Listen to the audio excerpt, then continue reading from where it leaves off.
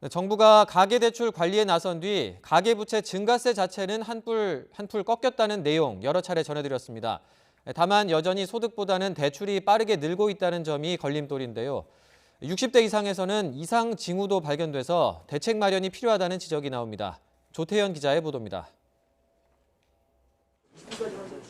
어느덧 1,500조 원을 넘어서 우리 경제의 뇌관이 된 가계부채. 그래도 최근에는 증가폭이 한풀 꺾이는 분위기입니다.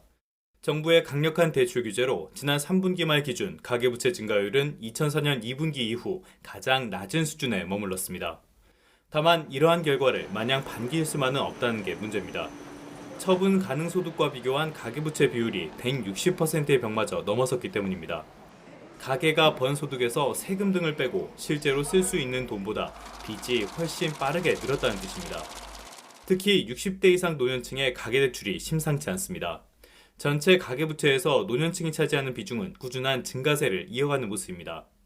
지난 2017년 이후 청년층과 중장년층의 증가율이 절반 이하로 떨어진 와중에도 노년층의 증가율은 비교적 높게 유지됐습니다.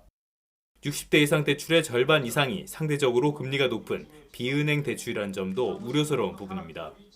고연령층은 소득 측면에서의 레버리지가 높고 금융자산에 의한 채무 대응 능력이 떨어지는 데다 최근 건전성 저하 조짐이 일부 나타나고 있는 점에는 유의할 필요가 있다고 판단됩니다.